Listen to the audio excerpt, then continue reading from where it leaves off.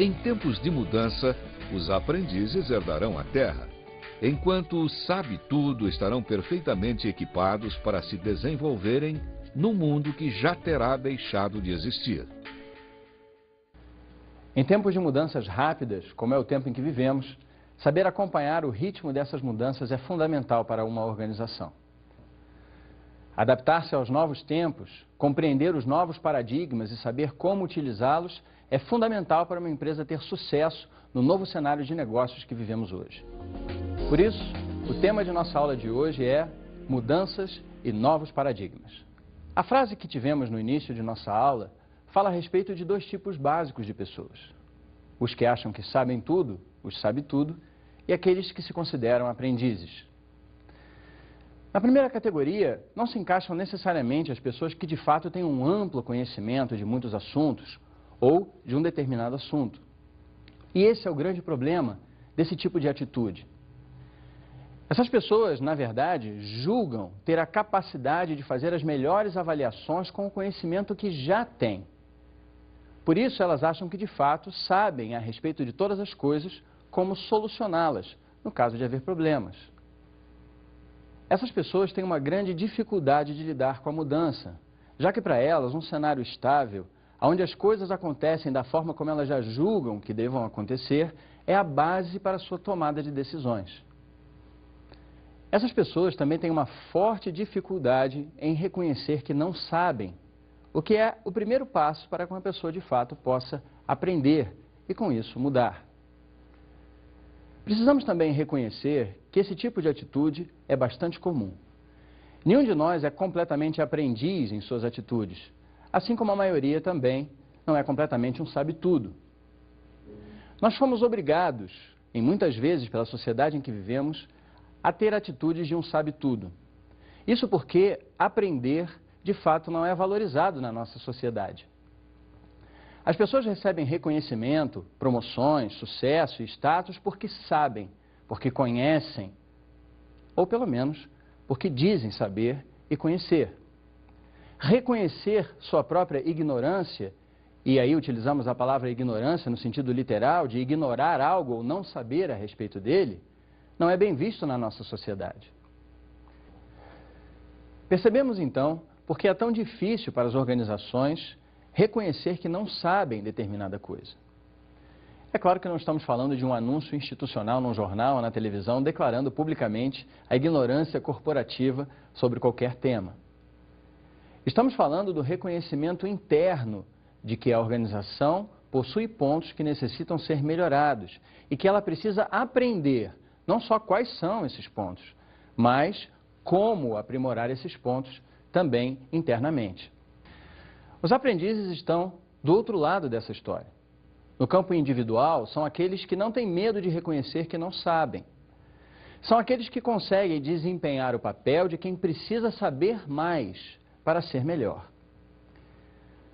Quando avaliamos esse tipo de comportamento, conseguimos perceber que, embora muitas vezes possa ser embaraçoso para um indivíduo reconhecer que não sabe ou não conhece determinado assunto ou a solução para um determinado problema, esse reconhecimento é a única forma que existe dessa pessoa, de fato, conseguir aprender a respeito daquele assunto.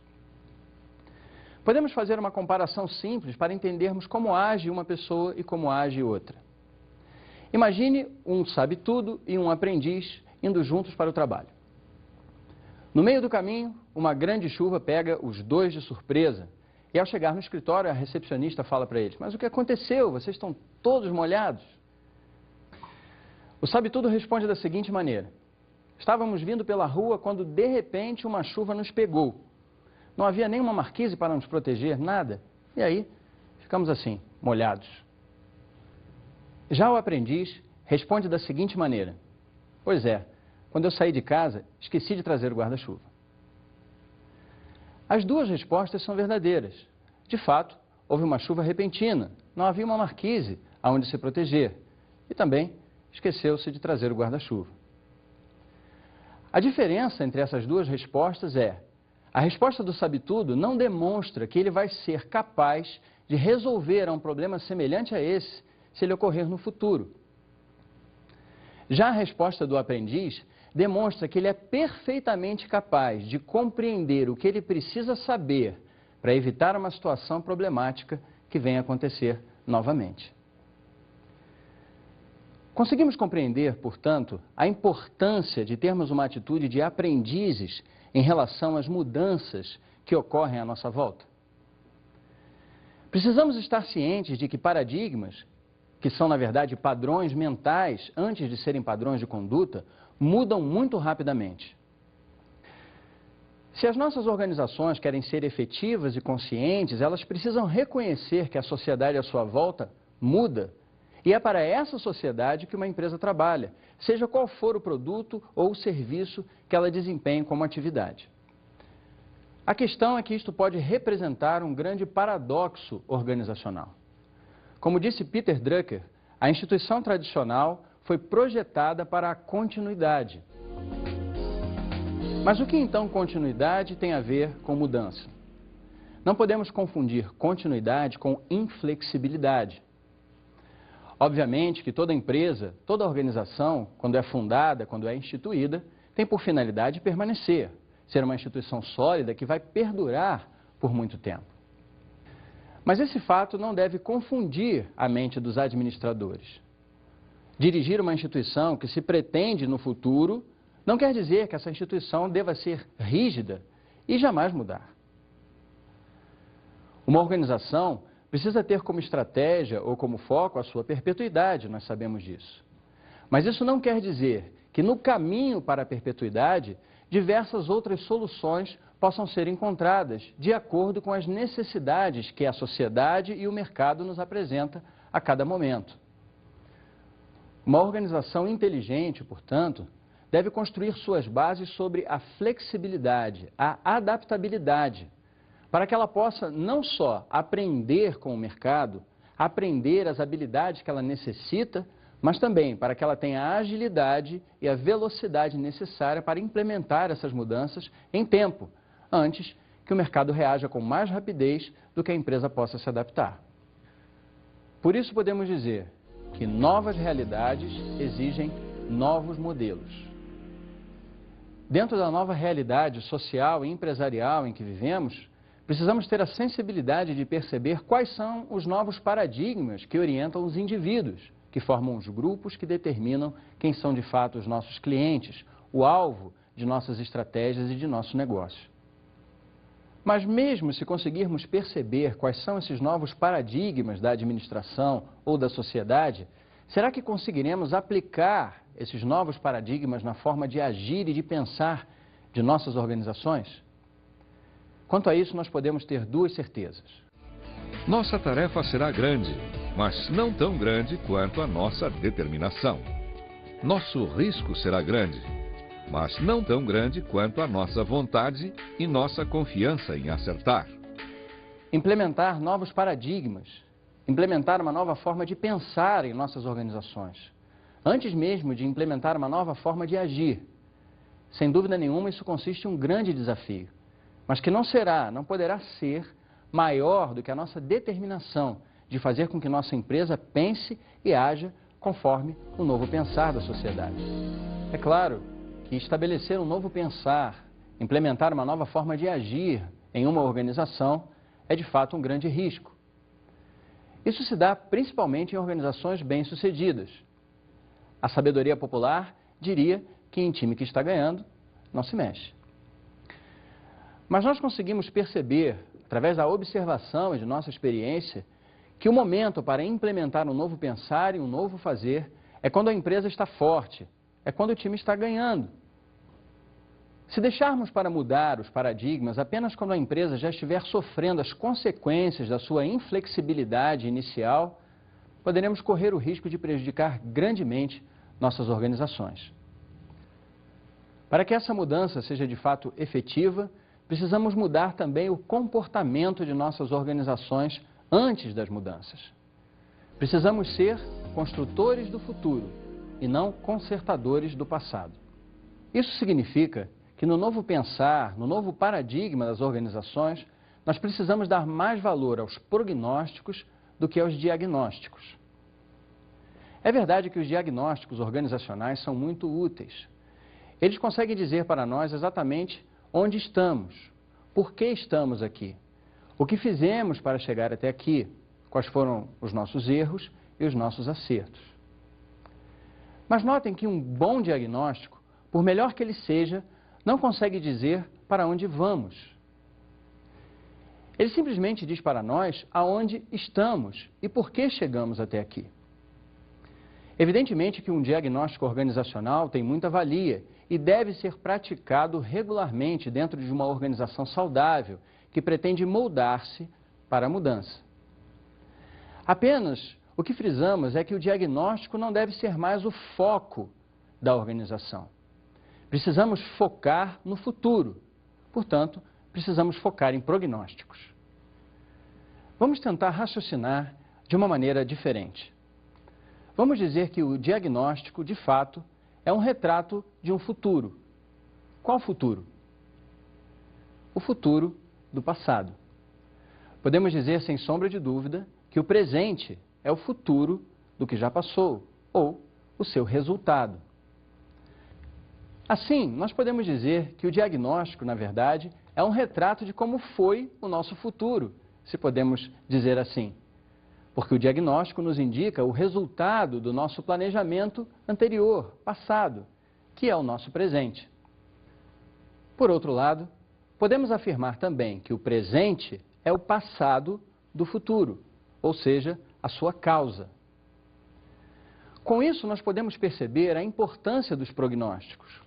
Ou seja, o nosso futuro depende do que vamos fazer hoje, do nosso treinamento hoje, do nosso aprendizado hoje. Nossas ações e nosso aprendizado refletem não só no que fazemos hoje, que resulta em nosso futuro, mas também no nosso próprio comportamento nesse futuro que vem por aí. Isso é tão verdadeiro quanto é o fato de que o que somos hoje reflete diretamente das escolhas que fizemos no passado. Uma organização é composta de indivíduos. Assim, os indivíduos que foram melhor preparados no passado, que foram melhor treinados, hoje são pessoas mais capacitadas para realizar as tarefas e atingir os objetivos aos quais a organização se propõe. Por isso, precisamos compreender a importância de focarmos no futuro.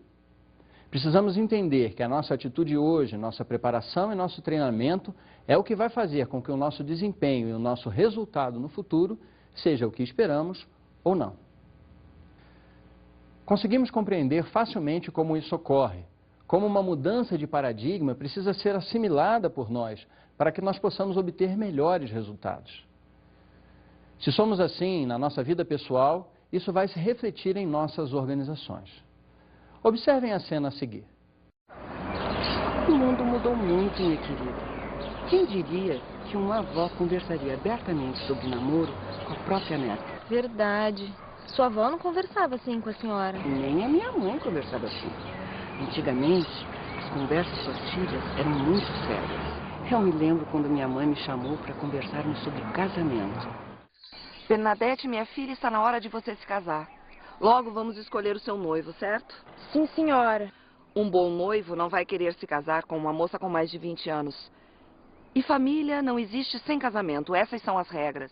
Sim, senhora. Eu só espero que seja um bom noivo. O importante é que seja um rapaz de boa família e que tenha um bom emprego. O seu pai não admite homem sem sobrenome. Puxa, avó, que bom saber que você não pensa mais assim. Ah, os tempos mudaram. Hoje em dia não são mais aquelas regras que importam. É, hoje vale mais o valor intrínseco da pessoa, se é um bom sujeito, se seus valores são condizentes com os meus. Isso mesmo. Hoje em dia eu me sinto mal só de lembrar daquelas regras. E não gosto de ver pessoas que ainda hoje agem assim. Ah, avó, hoje em dia ninguém mais casa por obrigação. Mas não é só no casamento que esse pensamento antigo acontece. Hoje em dia, a falta de ousadia e de coragem está em todo lugar. Muito mais do que você imagina. Sabe, vó, a senhora me fez lembrar do trabalho. Lá, as maiores dificuldades que sentimos é o de afastar o comodismo, o medo de errar, a preguiça. Lembre-se que estamos em um tempo em constante mudança. E precisamos pensar à frente. Precisamos transmitir valores. Precisamos priorizar valores à frente das regras. Esse é meu desafio, vó. Ainda bem que eu tenho um bom exemplo como a senhora. Não podemos esperar que as organizações fiquem imunes às influências que os indivíduos sofrem dentro da sociedade. Se os indivíduos são influenciados pelos novos paradigmas criados pela própria sociedade, é somente óbvio que as organizações sofram esses efeitos também. O problema é que muitas vezes a cultura organizacional é mais forte que a influência externa. Isso faz com que a empresa se torne resistente à mudança, não aceite os novos paradigmas e bloqueie o seu desenvolvimento natural.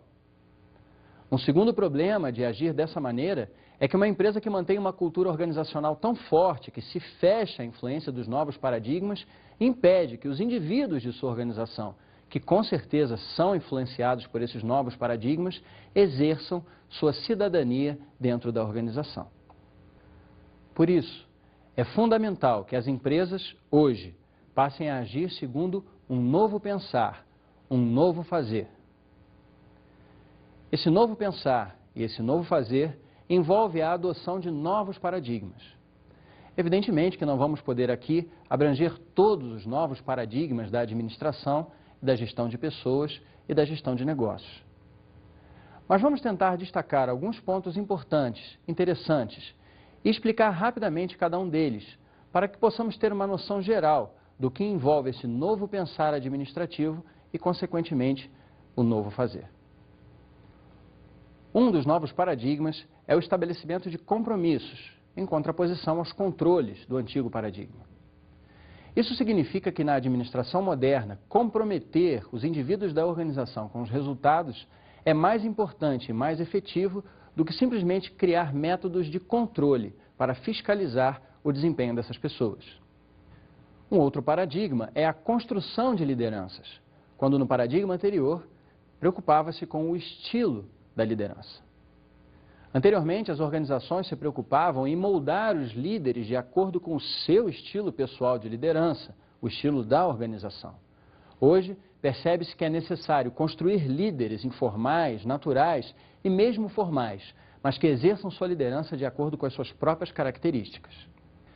O novo paradigma também dá valor ao desenvolvimento continuado e aos valores individuais, ao contrário do antigo paradigma, que valorizava uma alta formação acadêmica.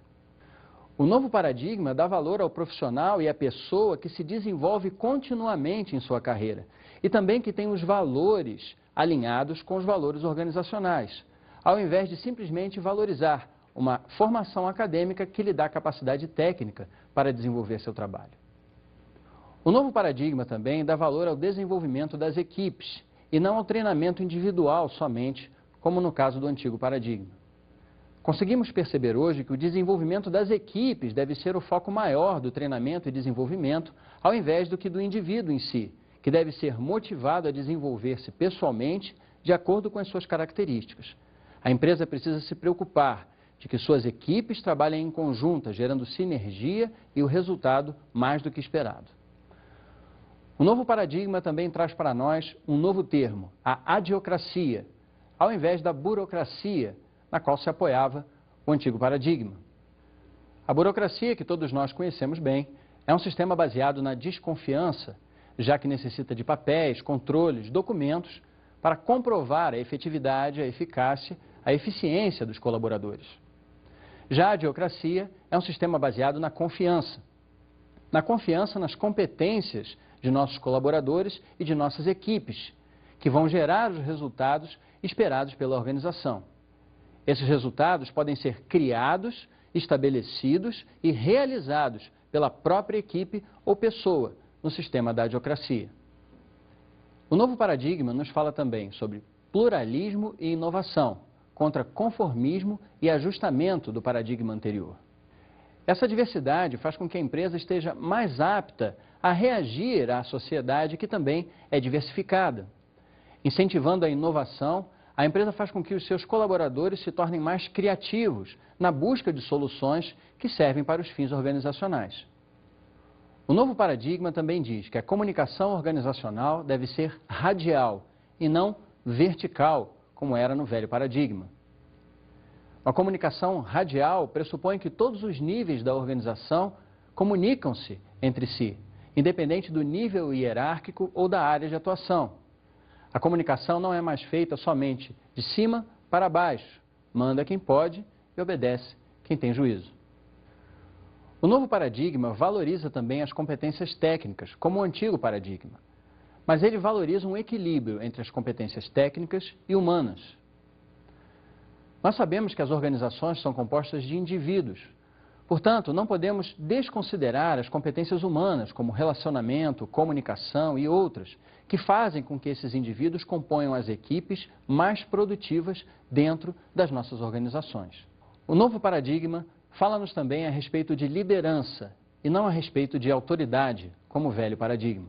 A liderança, ela pode ser informal, ela pode surgir numa equipe dentro de pessoas de mesmo nível hierárquico.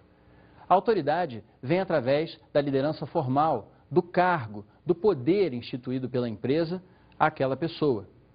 A organização moderna deve incentivar os líderes informais, aqueles que têm a capacidade de formar as opiniões das equipes e assim fazer com que os objetivos e as estratégias das organizações sejam permeáveis em todos os níveis da companhia.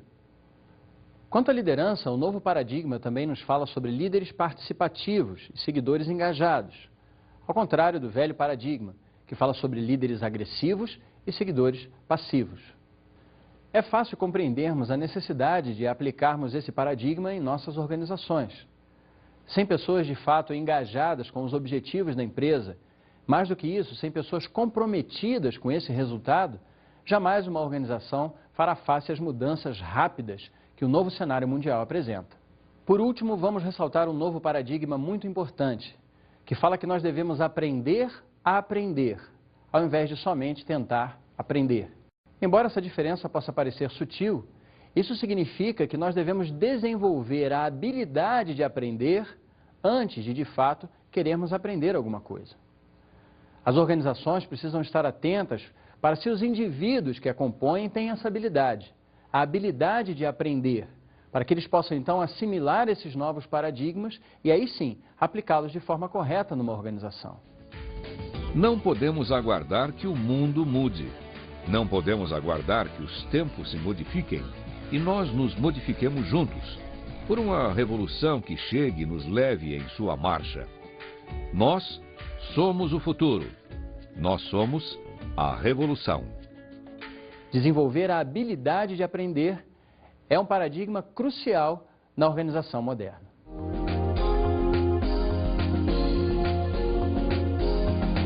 Vamos agora à nossa dica de estudo. Inovação e Espírito Empreendedor, de Peter Drucker, editado pela Thompson Learning. Nesse livro, o autor nos fala a respeito do espírito empreendedor dentro das organizações, como as organizações podem incentivar o empreendedorismo e como nós podemos desenvolver particularmente essa grande qualidade.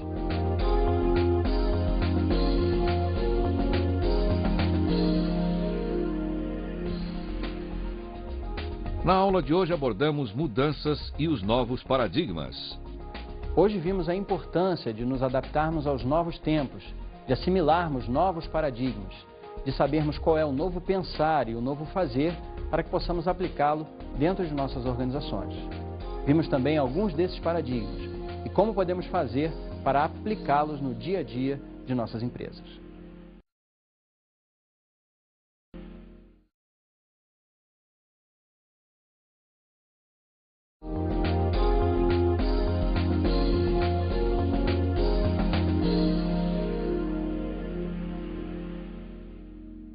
Prezado tutor, na aula de hoje é importante que os alunos percebam que a mudança de paradigmas afeta a cada um deles individualmente e que, por consequência, vai afetar as organizações para as quais eles trabalham.